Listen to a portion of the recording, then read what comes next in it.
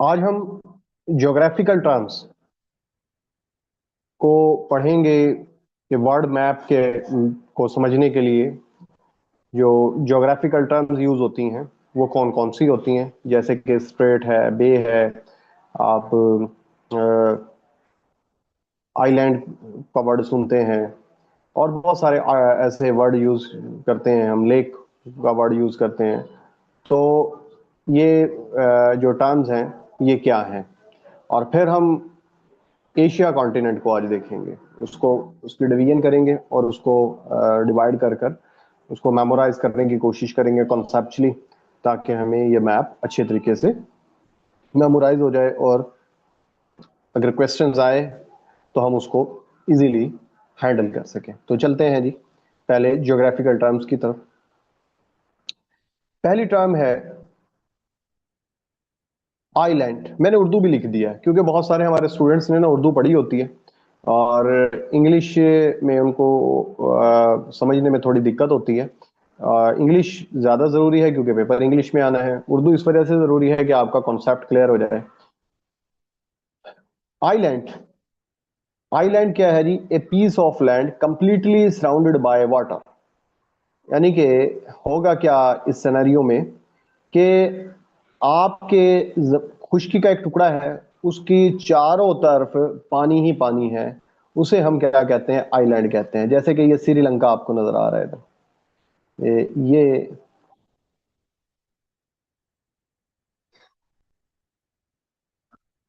ये देखें, ये श्रीलंका है।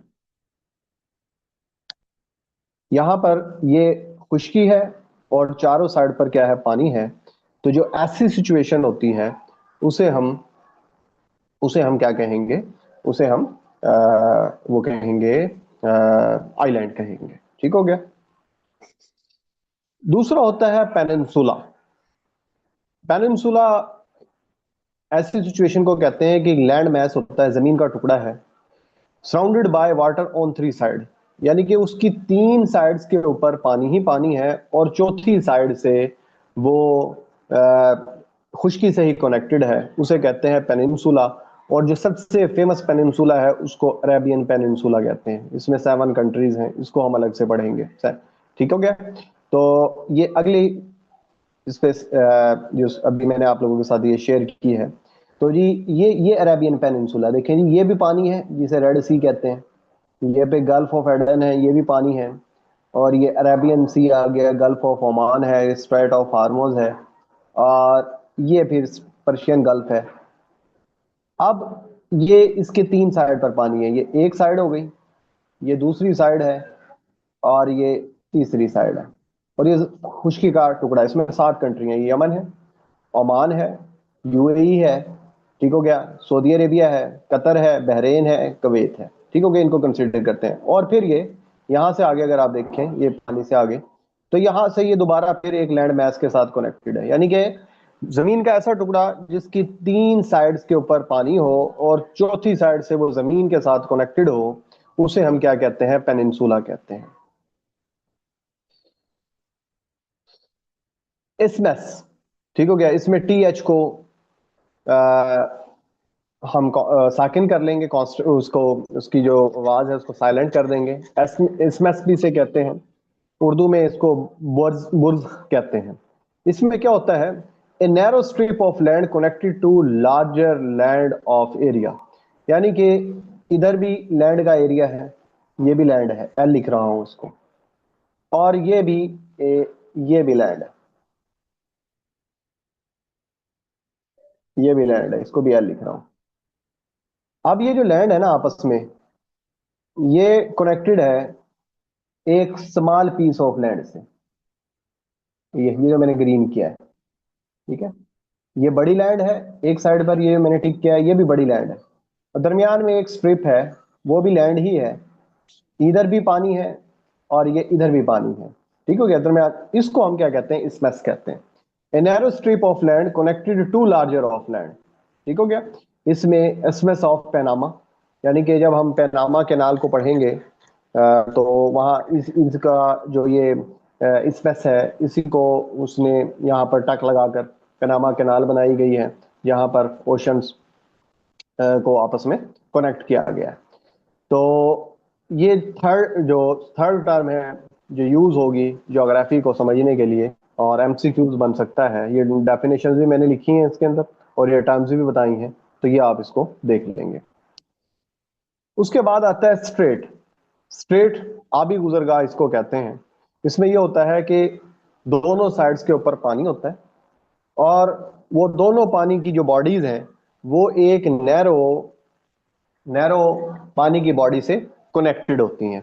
ठीक है, जैसे कि अभी आप ना हुर्मुज सुन रहे थे, ये वो ईरान ने उसको बंद कर दिया था, तो इंग्लिश में इसको कहते हैं स्ट्रेट, स्ट्रेट ऑफ हॉर्मस और स्ट्रेट ऑफ मलक्का। बहुत सारी ये स्ट्रेट्स हैं, ये हम वन बाय वन पढ़ेंगे। पहले मैंने कहा कि ये मैं आपको टर्म्स समझा दूं कि ये टर्म्स क्या है।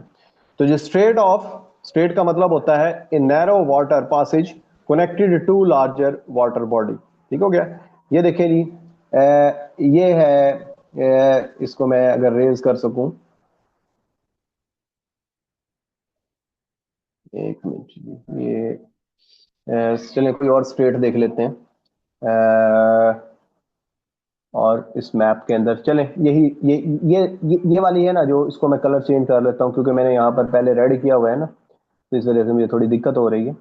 ये है लार्ज बॉडी, जिसे हम कहते हैं पर्शियन गल्फ, ये जो मैंने ब्लू किया है। और ये दूसरी लार्ज बॉडी है जिसे गल्फ ऑफ ओमान है। आगे फिर ये अरेबियन सी है। ये सारी बड़ी बॉडी है, इसको एक का नाम दे रहा हूं मैं, और इसको दो का नाम दे रहा हूं। एक और दो को यहां से ये नैरो सी स्ट्रिप है, ठीक है, जिसे स्ट्रेट कहते हैं, जिसको मैं ये 3 नंबर लिख रहा हूं, और इसका मैं कलर चेंज कर रहा हूं। कलर में इसको पर्पल कलर कर रहा हूं। तो ये जो मैंने पर्पल किया है, ये स्ट्रेट है। ठीक है, इसके इधर भी लार्ज है पानी, और इधर भी लार्ज है, दोनों साइड पर लार्ज है। इन दोनों लार्ज पानी बॉडीज को एक बारीक लाइन आपस में कनेक्ट कर रही है, इसको स्ट्रेट कहते हैं। ये स्ट्रेट ऑफ हार्मोज है। और भी बहुत सारी स्ट्रेट्स आपको इस मैप के अंदर नजर आ सकती हैं, जिस तरह ये यहाँ पर स्ट्रेट ऑफ मलक्का है। ये मैं बाद में पढ़ाऊंगा खैर डिटेल के साथ स्ट्रेट, क्योंकि आज मकसद नहीं है स्ट्रेट्स को पढ़ाने का, जस्ट आपको इनको डिफाइन करने का मकसद है।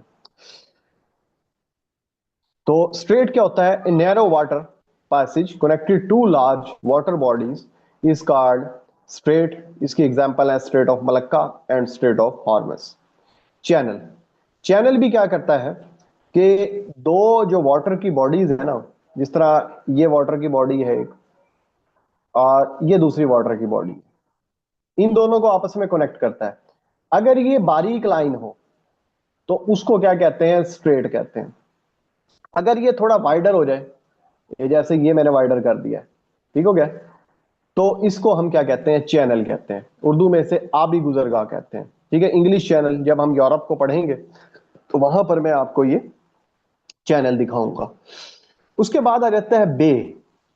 बे क्या होती हैं? बे और गल्फ को मैं आपको समझाता हूं कि बे और गल्फ में क्या होता है कि ये पीस ऑफ लैंड है, ये जी पीस ऑफ लैंड है,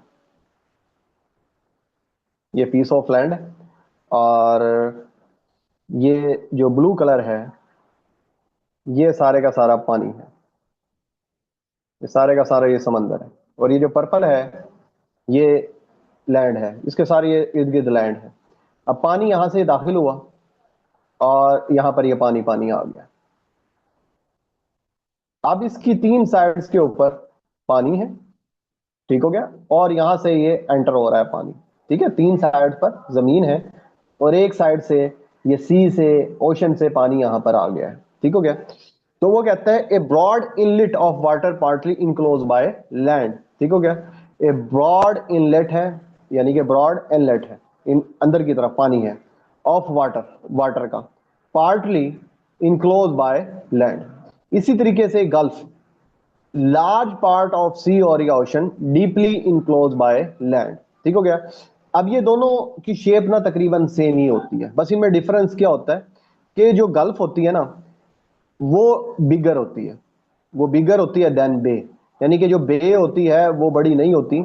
और जो नॉर्मली जो गल्फ होती है ना, जिस तरह ये पर्शियन गल्फ है, और ये एक तो ये डीपले होती हैं, यानी कि इनकी गहराई ज्यादा होती है, ठीक हो गया। और ये साइज में भी थोड़ी बड़ी होती हैं, ठीक हो गया। जो बे होती है, होती शेप तकरीबन ऐसी ही है जैसी स्ट्रेट की है, बट इसकी गहराई थोड़ी कम होती है, और ये साइज में भी क्या होती हैं, छोटी होती हैं। तो बे ऑफ बंगाल बहुत मशहूर है, ठीक हो गया, ये हम पढ़ेंगे, ये एशिया के अंदर ही है। और जो गल्फ है, अभी मैंने आपको पर्शियन गल्फ दिखाई, ओमान की गल्फ दिखाई है, तो ये भी हम अभी मैप के अंदर देखते हैं। मैप किधर है, ये देखिए जी, इधर इंडिया या वो है बंगाल है, बांग्लादेश की तरह, ये बांग्लादेश की तरह जरा ये गल्फ सही नज़र नहीं आ रही, क्योंकि ये असल में मैंने जो बनाया, हाँ बनाया था, ये लिखा हुआ है यहाँ पर, ठीक है। ये असल में जो मैंने बताया सिर्फ और सिर्फ मैप के लिए बनाया था। तो ये स्ट्रेट तो मैंने आपको बता दी थी, ये गल्फ स्ट्रेट है, और ये पर्शियन गल्फ है, और ये ओमान की गल्फ है, ठीक हो गया। और ये गल्फ ऑफ एडन है, यानी कि ये तीनों साइड से इसको पानी को ने घेरा हुआ है, खुश्की है, और एक साइड से ये पानी एंटर हो रहा है। अगर ये गल्फ की बात हो रही है तो इट मीन ये गहरी नहीं है, और ये इतनी इसके साइज क्या है कंपैरेटिवली इससे कम है, ठीक हो गया। गहरी है ये, और बे को मैंने बताया था कि वो कम गहरी होती है, मैं सॉरी उल्ट कर गया।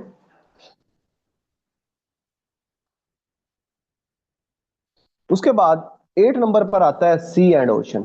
जो ओशन होता है ना, वो लार्ज बॉडी होती है पानी की, और ये साल्टेड होता है, ठीक है क्या।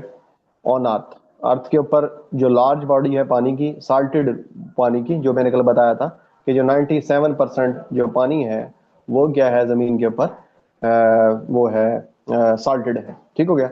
जो लार्ज बॉडी होगी उसे ओशन कहते हैं, और उर्दू में इसे बहर कहते हैं, बहर आजम भी कह देते हैं, बहर भी कहते हैं, कल मैंने आपको 5 बताए थे। अच्छा, इन्हीं लार्ज बॉडीज से ना स्मॉल बॉडीज होती हैं, होती इन्हीं की है, क्योंकि ये साल्ट है तो जाहिर सी बात है ये भी साल्टेड होगा, ठीक हो गया। तो और नॉर्मली, नॉर्मली का वर्ड यूज कर रहा हूं, जरूरी नहीं है, नॉर्मली जो सी होते हैं ना वो जमीन के साथ कनेक्टेड होते हैं, उनके उनके उनके साथ साहिल होती है, ठीक हो गया। A large body of salt water smaller than ocean, ठीक है, ये स्मॉल बॉडीज होती हैं, ठीक है, होती इसी का पार्ट है। अब दुनिया के अंदर हमारे जो ओशन है वो तो 5 है, वो क्लियर है। अब जो सी है वो मोर देन 50 है, ठीक है। इसकी एग्जैक्ट मैंने आज तक तो कहीं इसकी वो नहीं देखी, कोई फिगर दिया गया हो, तो मोर देन 50 का वर्ड यूज करते हैं। ये इसी से, ओशन से ही बॉडीज बनाई जाती हैं, स्मॉल बॉडीज। जैसे कि मैप में अगर मैं आपको दिखाऊं कि ये मेरे पास इंडियन ओशन है, ये सारे का सारा नीचे कल मैंने बताया था इंडियन ओशन है। अब इंडियन ओशन का ही पार्ट यहाँ ये सारे का सारा सी बना दिया, सी कह दिया इसे, कौन सा सी कह दिया, अरेबियन सी है। जिस तरह ये पैसिफिक सी है, पैसिफिक सी के अगर आप ये देखेंगे तो यहाँ पर भी ये सी नजर आ रहे हैं आपको, यहाँ पर भी ये सी है, ठीक हो गया। तो ये सारे के सारे सी हैं, है ये पैसिफिक ओशन, पर उसी को स्मॉल पार्ट्स को उनको आइडेंटिफिकेशन देने के लिए हमने उनको स्मॉल पार्ट्स के अंदर डिवाइड किया हुआ है। यानी कि जो साल्टेड वाटर है और उसकी पर वो स्मॉलर है, उसको हम सी का नाम दे रहे हैं, और जो लार्जेस्ट साल्टेड वाटर है उसको ओशन का नाम दे रहे हैं। तो ये एमसीक्यूज है। डेल्टा, डेल्टा क्या होता है जी? A delta is a land form created when a river deposits sediments at its mouth before entering of sea, ocean और या लेक, ठीक है। जब कोई दरिया किसी लेक के अंदर गिरता है, यानी कि दरिया ने समंदर के अंदर ही गिरना होता है ना, या समंदर में गिरता है, सी में गिरता है, ओशन में गिरता है, या ले में, ठीक हो गया, किसी ना किसी वाटर की बड़ी बॉडी के अंदर वो दरिया ने खत्म होना होता है। अच्छा, जब वो खत्म होता है ना, तो उधर उससे पहले वो वहां पर सैंड, सिल्ट एंड क्ले छोड़ देता है, ठीक है, क्योंकि वहां पर जो दरिया खत्म हो रहा होता है उसका फ्लो काफी कम होता है, तो जो भी वो बहा कर लेकर आता है, पत्थर हैं उसके अंदर, रेत के ज़रात हैं, क्ले हैं, तो उस एरिया में जहां पर ये सारी चीजें मिलती हैं उसे हम क्या कहते हैं, डेल्टा कहते हैं, ठीक हो गया। प्लेटियो, सतह मुर्तफा, ये हम मुताले पाकिस्तान में पढ़ते होते थे। Plateau is a large area of elevated, elevative का मतलब होता है चीज उठी हुई, फ्लैट लैंड। एक लैंड फ्लैट चल रही थी, फ्लैट चलते चलते क्या हुआ, उसके अंदर ये पहाड़ी सिलसिला थोड़ा शुरू हो गया, जैसे कि हम यहाँ झेलम और इंडस रिवर के दरमियान वाले इलाकों में देखते हैं, ठीक है, पिंडी डिवीजन के। तो उसे हम क्या कहते हैं, प्लेटियो या सतह मुर्तफा कहते हैं। ये वर्ड इस वजह से मैं आपको याद करवा रहा हूं क्योंकि वक्तन फवक्तन हमने ये वर्ड दोबारा बार बार मैप के अंदर पढ़ने हैं, और उस वक्त जब आपको पता होगा ये चीजें क्या हैं तो आपको इजीली समझ आएगा कि सर ने हमें ये चीजें बताई हुई थी और हमने इन चीजों को याद कर लिया है।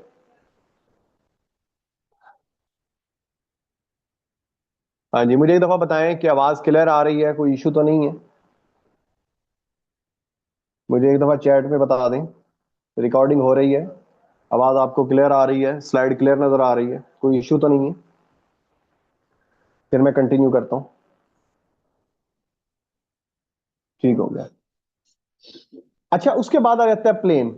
प्लेन मैदानी इलाके को कहते हैं। यहाँ पर लार्ज फ्लैट और जेंटली रोलिंग एरिया होता है, जैसे कि हमारा पंजाब का इलाका है। उसके बाद होती है वैली।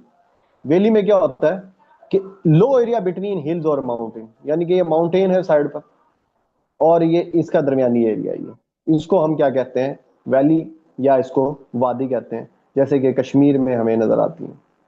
उसके बाद आ जाते हैं माउंटेन। माउंटेन क्या होता है, natural elevation of the earth, यानी कुदरती तौर के ऊपर जो जमीन है वो ऊपर हो गई है, एलिवेशन एलिवेट हो गई है, ठीक हो गया।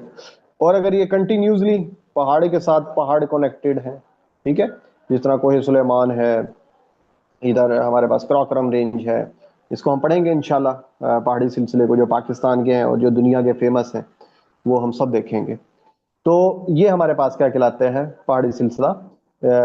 माउंटेन को मैंने बता दिया, और जो माउंटेन रेंज है वो उसको हम पहाड़ी सिलसिला, जब chain of connected of mountains, इस तरह के हिमालय की मैंने एग्जांपल दी हुई है, ये सारे के सारे क्या है, हमारी रेंज है।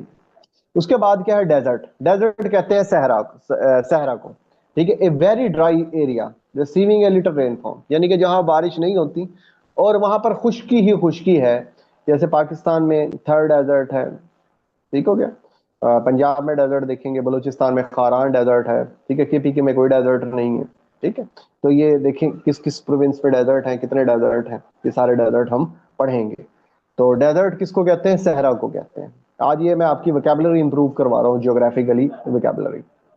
ग्लेशियर, ग्लेशियर क्या कहते हैं, बर्फ का एक पहाड़ होता है, ये large mass of moving ice, जो कि अपनी जगह से थोड़ा थोड़ा सरकता है, अपनी जगह को जो छोड़ता है उसको हम क्या कहते हैं, ग्लेशियर कहते हैं, बर्फ का पहाड़ कहने से, सियाचिन ग्लेशियर जैसे। उसके बाद आ जाते हैं लैगून। लैगून क्या होता है, a shallow body of water separated from the sea, यानी कि कम गहरी वाटर की बॉडी है जो सी से अलग हुई है, उसे हम क्या कहते हैं, लैगून कहते हैं। फ्योर्ड, ठीक हो गया, फ्योर्ड समंदरी खाड़ी इसको उर्दू में कहते हैं। In narrow sea inlet between steep cliff form by the glacier, यानी कि एक नैरो स्ट्रिप होती है, ये समंदर है, ठीक हो गया, और यहाँ पर ये ग्लेशियर थे ये सिरके, और उसकी वजह से ये स्ट्रिप बन गई पानी की छोटी सी, ठीक हो गया। इसे क्या कहते हैं, फायॉर्ड कहते हैं इसे, फायॉर्ड। A narrow sea inlet between steep cliff form the glacier, common in Norway। जब यूरोप को पढ़ेंगे ना तो वहां पर ये वर्ड आएगा, क्योंकि अब ये जब पूरा ये जो वर्ड मैंने चुने हैं, तकरीबन कोशिश की है कि 90% वर्ड जो ज्योग्राफी में यूज होते हैं वो मैं आज की लेक्चर में शामिल कर लूँ, ताकि जब मैं वो मैप पढ़ा रहा हूँ आपको तो ये आपको चीजें मैं आपको समझानी ना पड़े मुझे। आर्की बिलागो, आर्की आर्की पिलागो जजायर का मजमुआ। बहुत सारे ऐसे कंट्री हैं वहां पर ना आइलैंड ही आइलैंड आपको नजर आते हैं, ठीक हो गया। ऐसे कंट्रीज को हम आर्की पिलागो कहते हैं। इसके अंदर इंडोनेशिया है और फिलिपाइन है। अगर मैं आपको दिखा सकूं, ये मैप की तरफ मुझे जाना पड़ेगा, ये मैप आ गया, ये देखें जी, ये इंडोनेशिया है, ये देखें ये इंडोनेशिया है, ये और ये साथ इसके फिलिपाइन है। अब ये जजायर किस पर मुश्तमिल है, ठीक है, ये मुल्क है, ये साथ पानी आ गया, ये फिर खुश्की का टुकड़ा आ गया, फिर खुश्की का टुकड़ा, ठीक हो गया। तो इसको ऐसी ऐसी जो सिचुएशन होती है हमारे पास, उसको हम आर्कियो आर्की पिलागो कहते हैं, जहां पर एक ग्रुप, अब वो आपसे, अब जैसे अब बहुत सारे ऐसे कंट्रीज आएंगे जिसके अंदर वो कंट्री है ग्रुप ऑफ आइलैंड है, यानी कि जमीनी राब्ता मुल्क है, एक ही मुल्क, पर पूरे मुल्क के अंदर जमीनी राब्ता नहीं है। जिस तरह पाकिस्तान है, इसमें अगर कराची से लाहौर जाना है तो बाई रोड जा सकते हैं। तो जो ये आर्कियोपिलागो कंट्रीज होते हैं, इनमें आप रोड यूज नहीं कर रहे होते, बल्कि शिप के जरिए एक जगह से दूसरी जगह या बाई जहाज आप जा रहे होते हैं। कैप कैप में क्या होता है कि ये आपका लैंड एरिया है, ये सारी की सारी लैंड है आपकी, और ये नीचे ना सारा पानी है, ये सारे का सारा, ये सारे का सारा वाटर है। जमीन का थोड़ा सा टुकड़ा कैप की सूरत में बाहर निकला हुआ है। ठीक हो गया। तो इसको क्या बोलते हैं? A cape. A pointed piece of land, pointed यानी कि छोटा piece of land extended into water, यानी कि वो वाटर के अंदर आ गया। ठीक है, बाकी है पीछे ये सारा, सिर्फ ये जो थोड़ा सा हिस्सा जो आपको ये नजर आ रहा है, इसको मैं रेड करने लगा हूं, ये वाला हिस्सा सिर्फ और सिर्फ खुशकी का पानी के अंदर है। और भी टर्म्स हैं ज्योग्राफी की, मैं ये नहीं कह रहा कि सिर्फ यही है, पर मैक्सिमम ये यही टर्म यूज होंगी जो मैं आपको बता रहा हूं। उसके बाद क्या है? कॉस्ट। साहिल कहते हैं a land bordering a sea of ocean, यानी कि जो आपका ओशन है, अरेबियन ओशन है, उसके साथ जो जमीन का टुकड़ा है, ये सारे का सारा आपका क्या कहलाता है? कॉस्ट, साहिल। ठीक है। Basin, area drain by a river. ठीक है, एक ऐसा एरिया जो कि ड्रेन हो, फिल हो रिवर्स की पानी से, या इसके ट्रिब्यूटरीज जो हैं, जो ट्रिब्यूटरीज का मतलब ये होता है कि एक दरिया जो बह रहा है उसके अंदर और भी दूसरे दरियाओं से भी पानी आ सकता है, उसको ट्रिब्यूटरीज रिवर कहते हैं। ठीक है। तो ऐसे एरिया को क्या कहते हैं? जो एरिया ड्रेन बाय रिवर, ठीक है, रिवर से ड्रेन हो, उसको हम बेसिन कहते हैं। ट्रिब्यूटरी, ट्रिब्यूटरी का हो माउन माविन दरिया, जैसे कि दरिया चनाब है, ठीक है, हेड त्रीमू के मकाम पर उसमें झेलम मिल जाए सपोज। ठीक है।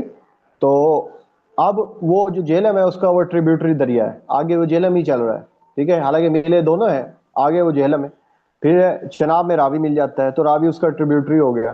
फिर उसके बाद क्या होता है कि पंजनद के मकाम पर पांच दरिया मिलते हैं। ठीक हो गया। फिर कोट पिठन से आगे वहां वो पांच दरिया उसमें सिंध में मिल जाते हैं। फिर आगे ये सारे के सारे जो दरिया हैं पंजाब के, ये किसके ट्रिब्यूटरी हैं? ये किसके मुआविन है? ये दरिया सिंध के मुआविन हुए। ठीक हो गया। ईस्चुअरी, ईस्चुअरी दहाना, a tidal mouth of river where fresh and salt water mixes. ठीक हो गया।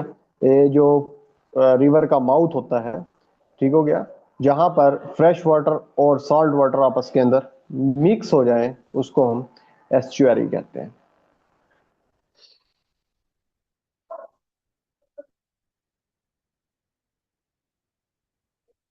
Atoll, a ring shape coral island, यानी कि एक रिंग शेप कोरल आइलैंड है, जिस तरह के मालदीव है, अगर मैं नक्शे में आपको दिखा सकूं, क्योंकि आज का जो मैप है ना, वो मैंने आपको जस्ट एक और मकसद के लिए, ये यहाँ पर मालदीव है, ये नजर नहीं आ रहा होगा आपको, ये खैर अभी आप इस टर्म को देख लें, बाद में इसको मैं क्लियर करके दिखाऊंगा आपको। रिफ, ए रिज ऑफ कोरल और रॉक नियर ए वाटर सरफेस। ठीक हो गया। उसको हम क्या कहते हैं? रिफ कहते हैं। Canyon, a deep valley with steep sides. ठीक है, एक वैली है, डीप है, विद स्टीप साइड्स। ठीक है, स्टीप का मतलब होता है कोई चीज जो आप जिसकी स्लोप कम हो, उसको हम क्या कहते हैं? कैन्यन कहते हैं। वाटर, आबशार, जहां से पानी ऊपर से गिर रहा होता है। ठीक हो गया, उसे हम क्या कहते हैं? वाटरफॉल कहते हैं। एक लेक बताना मैं भूल गया, लेक मैंने इसके अंदर नहीं की। लेक किसको कहते हैं जी? झील को कहते हैं। आइलैंड का उल्ट है, आइलैंड में क्या होता है? खुशकी का टुकड़ा है, चारों साइड पर पानी है। लेक में क्या होता है कि पानी दरमियान में है और चारों साइड पर इसके क्या होती है? लैंड होती है। ठीक हो गया। क्योंकि हमने पढ़ना है कि पाकिस्तान की सबसे बड़ी लेक कौन सी है, दुनिया की सबसे बड़ी लेक कौन सी है, फ्रेश वाटर की लेक कौन सी है। ठीक हो गया। अब लेक साल्टेड वाटर की भी हो सकती है, फ्रेश वाटर की भी हो सकती है, ये भी एक अलग चीज है। Oasis a fertile area in a desert, यानी कि डेजर्ट में मैंने बताया था कि आपका ड्राई लैंड होती है और बारिशें बहुत कम होती हैं, पर वो इलाका जो फर्टाइल हो, ठीक है, वेयर वाटर इज अवेलेबल, जब पानी दस्तियाब होगा जिसमें, रेगिस्तान के अंदर, ठीक हो गया, डेजर्ट के अंदर, तो उसे हम क्या कहेंगे, उसे हम उसे हम वो कहेंगे, ऑसिस कहेंगे। तो ये 31 टर्म्स हैं, ये 30 लेक मैंने शामिल कर दी, और कुछ टर्म्स और भी आएंगी, वो उस वक्त मैं समझा दूंगा, पर ये टर्म्स ऐसी हैं जो बार बार यूज होंगी, इसमें से 10 टर्म्स यूज होंगी, ज्यादा ज्यादा नहीं यूज होंगी। अच्छा, अब हमने को एशिया के अंदर चलना है, एशिया कॉन्टिनेंट। एशिया को सबसे पहले पढ़ेंगे क्योंकि पॉपुलेशन के हिसाब से भी ये बड़ा है, और ये अ, आबादी के हिसाब से भी बड़ा है। अब हमने वही वेक्टर स्केल इसका यूज करना है, और एशिया के दरमियान में ना एक ऐसे लाइन लगा दें, और ये थोड़ी सी नीचे, इसको ऐसे करना। ये ऊपर क्या होता है, नॉर्थ होता है, ये साउथ है, ये ईस्ट है, और ये वेस्ट है, और ये साउथ है, और जो ये एरिया है, ये साउथ और ईस्ट के दरमियान है। ठीक हो गया जी। अब एशिया को हमने ना 6 हिस्सों में डिवाइड कर दिया। वो हिस्सा जो दरमियान में है, ये जो आपको पिंक कलर का नजर आ रहा है, इसको कहते हैं सेंट्रल एशिया। इधर ये 5 कंट्रीज हैं, याद रख लेंगे, इसमें कितने कंट्री हैं, 5 कंट्री हैं। उसके बाद आ जाते हैं नॉर्थ में। नॉर्थ में रशियन फेडरेशन, रशिया है, और इसका जो साइबेरियन इलाका है, वो, क्योंकि जो रशिया है वो तकरीबन 77% एशिया में है, और बाकी जो है वो यूरोप के अंदर है। तो नॉर्थ एशिया के अंदर सिर्फ और सिर्फ कौन आएगा, रशिया आएगा, और इसका भी वो जो साइबेरियन एरिया है। ईस्ट में, ये इसका ईस्ट है, ईस्ट में ये चाइना है, मंगोलिया है, और नॉर्थ कोरिया, साउथ कोरिया और जापान, ये 5 कंट्रीज इसके ईस्ट में आते हैं। और जो वेस्ट है, ये बहुत इंपॉर्टेंट है वेस्ट। इसमें ऑलमोस्ट 12 कंट्रीज हैं, जहां पर ये, जिसे मिडल ईस्ट भी कहते हैं, मिडल ईस्ट, नियर ईस्ट, फार ईस्ट, ये हम बाद में डिस्कस करेंगे। यानी कि अगर कहीं कहीं पर लिखा हो मिडल ईस्ट और या वेस्ट एशिया, वो एक ही बात है। आजकल आप पढ़ सुनते हैं ना कि मिडल ईस्ट में जंगी है, यानी कि शाम का इलाका है, ईरान है, इधर प्रॉब्लम ही रहता है हमेशा से, इसराइल भी इधर है, प्लस्टाइन भी इधर है, जॉर्डन है, इधर तुर्किया है, तो ये सारे के सारे वेस्टर्न एशिया के अंदर आते हैं। और ये इसमें कंट्रीज भी सबसे ज्यादा हैं। उसके बाद नीचे पर ये साउथ एशिया, ये हमारा प्यारा रीजन है, इसमें 8 कंट्रीज हैं, इसमें 12 मैंने आपको बताए हैं। और ये साउथ हो गया, इसमें अफगानिस्तान को भी हम शामिल करते हैं, इसमें पाकिस्तान, अफगानिस्तान और इंडिया, नेपाल, भूटान, बांग्लादेश, श्रीलंका और मालदीव शामिल है। और ये साउथ ईस्ट आ जाता है, ठीक है। साउथ ईस्ट के अंदर ये कंबोडिया शामिल है, थाईलैंड शामिल है, वियतनाम को शामिल करते हैं हम, इंडोनेशिया, ठीक है, मुस्लिम पॉपुलेशन के लिहाज से सबसे बड़ा इलाका है, तो ये कंट्रीज शामिल है। तो अब आपने जो मैप मैंने आपको कहा था खरीद लेना है, उसके आपने ये सेंटर में, सेंट्रल एशिया के ऊपर ये इसी तरह ये वेक्टर स्केल बनाना है। ऊपर इसके नॉर्थ कोरिया, नीचे साउथ। नॉर्थ में सिर्फ एक कंट्री है, और साउथ हमारा है, ये इजीली यूज हो गया, याद हो गया, ठीक हो गया। सेंट्रल एशिया के अंदर 5 कंट्री हैं, ईस्ट के अंदर भी 5 है, ठीक हो गया। और वेस्टर्न एशिया और eastern Asia, south eastern Asia, ये हमें देखना पड़ेगा, ठीक हो गया। तो ये हमने एशिया का जो मैप है ना, ये याद कर दिया। ये मैं क्यों याद करवा रहा हूं आपको, ये इस वजह से याद करवा रहा हूं, ये बहुत इंपॉर्टेंट है। किस पॉइंट ऑफ व्यू से, पेपर पॉइंट ऑफ व्यू से, क्योंकि कोई ऐसा पेपर नहीं है जिसमें करेंसी या कंट्री के कैपिटल के बारे में ना पूछा गया। तो ईस्ट कंट्री, ईस्ट एशिया, इसमें 5 कंट्री हैं, इसको आपने याद कर लेना है, सीजे। सीजे कहते हैं चीफ जस्टिस को, अगर आप डॉन पढ़ते हैं तो सीजे। और एमएनएस हमारे पॉलिटिकल एक लीडर है मियां नवाज शरीफ, MNS, इसके नाम से आप ये याद कर लेंगे। तो ईस्ट एशिया कंट्री तो हमारा क्लियर हो गया। सी से मुराद चाइना, इसका जो कैपिटल है वो बीजिंग है, करेंसी है चाइनीज युआन, YUAN, ठीक है, यन कई जगह लिखा होता है वो गलत है, युआन, और रेनमिनबी इसकी करेंसी है, ठीक हो गया। उसके बाद दूसरा जापान, ठीक हो गया, कैपिटल इसका टोक्यो है और इसकी करेंसी येन है, ये मिक्स कर देते हैं बच्चे, युआन और येन, ठीक हो गया। तो जापानीज येन इसकी करेंसी है। मंगोलिया, उलन बटार इसका कैपिटल है, उलन बटार, और टोगरोग इसकी करेंसी है। नॉर्थ कोरिया, आप इसको न्यूज में देखते रहते हैं, प्योंग यांग इसका कैपिटल है, प्योंग यांग कैपिटल, नॉर्थ कोरियन वुन इसकी करेंसी है। और साउथ कोरिया, सियोल इसका कैपिटल है, और वॉन इसकी, साउथ कोरियन वॉन इसकी करेंसी है। तो जो हमारा ईस्ट है ना, वो इस एब्रीवेशन से, ये आपको मैंने पहले बताया था, ये आपने ना जुगाड़ खुद लगाने होते हैं कि किस चीज को किस तरीके से याद रखना है, ठीक हो गया। तो ये हमारा जो ईस्ट एशियन कंट्री है ये हमारा क्लियर हो गया। नेक्स्ट आ जाता है साउथ एशिया, ये तो हमारा अपना है, इसको तो मसला ही कोई नहीं है याद करना। अफगानिस्तान, अफगानिस्तान का कैपिटल क्या हो गया, काबुल, और करेंसी इसकी क्या है, अफगानी। बांग्लादेश, कैपिटल ढाका और करेंसी टका। ये टका बहुत दफा आता है पेपर में, लोग समझते हैं कि बांग्लादेश की भी रुपीज होगी, नहीं, इनका टका है। भूटान, टिम्फू और गलनट्रॉम इनकी करेंसी का नाम है। इंडिया, न्यू दिल्ली और इंडियन रुपी, यानी पाकिस्तान की करेंसी और उनकी करेंसी सेम है। मालदीव्स, माली इसका कैपिटल है और रुफिया इनका करेंसी है। नेपाल, खटमंडो, सार्क का कैपिटल है इधर, सार्क का जो हेड सेक्रेटेरिएट है वो इधर है, और नेपालीज रुपी है इनकी भी। पाकिस्तान, इस्लामाबाद, और रुपी है इसका वो। श्रीलंका, ये बच्चे बड़ी गलती करते हैं, इनका जो ऑफिशियल कैपिटल है ना वो श्री जायावर्धनेपुरा है, ये ऑफिशियल है। और जो श्रीलंकन और जिनकी करेंसी है वो श्रीलंकन रुपीज है।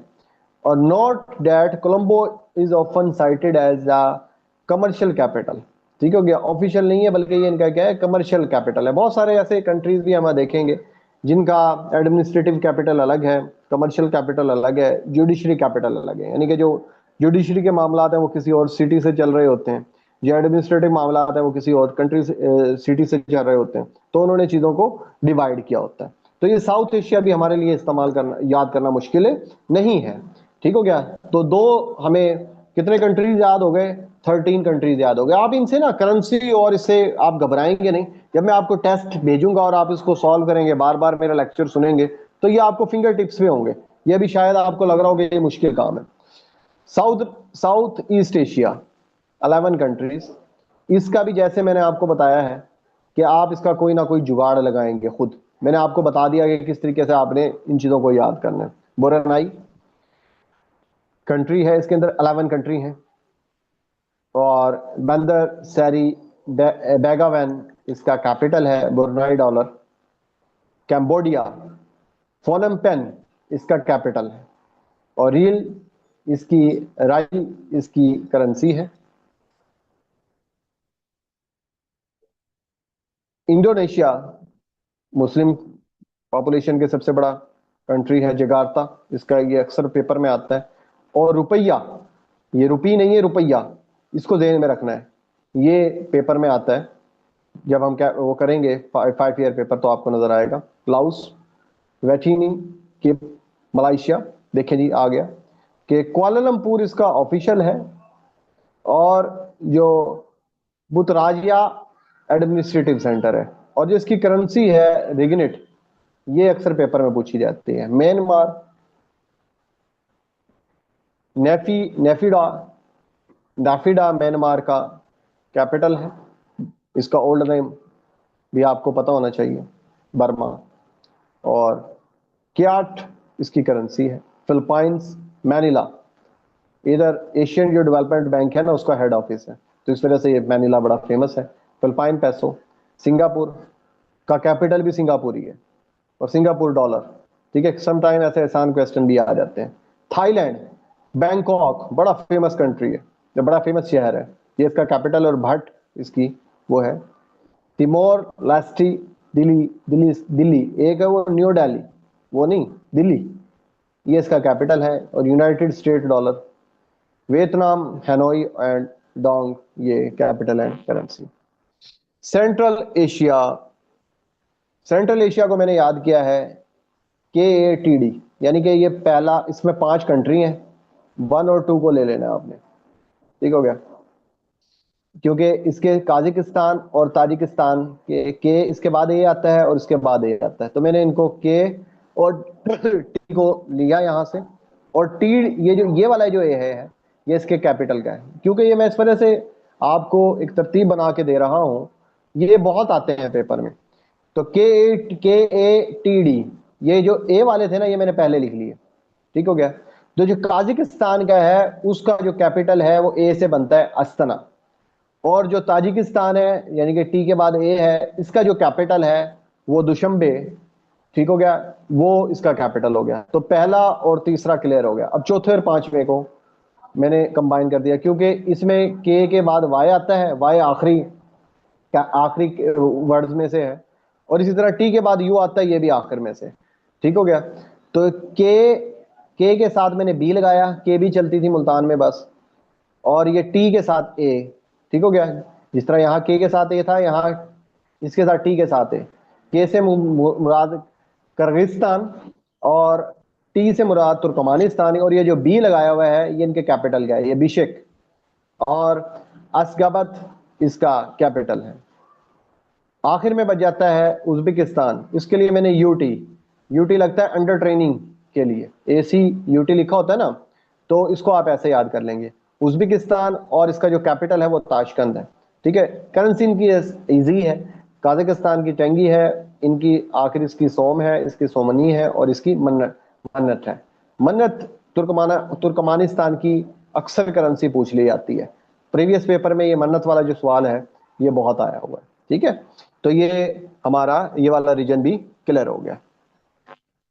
अच्छा, आखिरी में आता है नॉर्थ एशिया। नॉर्थ एशिया मैंने बताया सिर्फ एक कंट्री है, इसकी जो करेंसी है वो मास्को है, और करेंसी रूबल है, और कैपिटल मास्को है, ठीक है। और इसमें ईस्ट एशिया में 5 कंट्री हैं, साउथ एशिया में 8 कंट्री हैं, साउथ ईस्ट एशिया में 11 है, ये मैं बता चुका हूँ। सेंट्रल एशिया में भी 5 करवाए हैं, नॉर्थ एशिया में 1 करवाया है, वेस्ट एशिया में 18 कंट्री हैं, सही है। अब ये 18 इस वजह से छोड़े थे कि टाइम एंड होने वाला है, तो इसमें मैं जल्दी जल्दी आपको बता देता हूं, क्योंकि मिनट्स रह गए हैं सिर्फ और सिर्फ मेरे पास 1 मिनट रह गए। आप इसको स्लाइड्स में आप इसको पढ़ लीजिएगा, ठीक है। अगर इसमें कोई इशू है तो हम नेक्स्ट जो स्लाइड है वो यहीं से स्टार्ट करेंगे। तो ये मैंने इनके कैपिटल और करेंसी ये सामने लिखी हुई है, तो आप इसको कर लेंगे तो इंशाल्लाह हम पूरे कंट्री, पूरी दुनिया के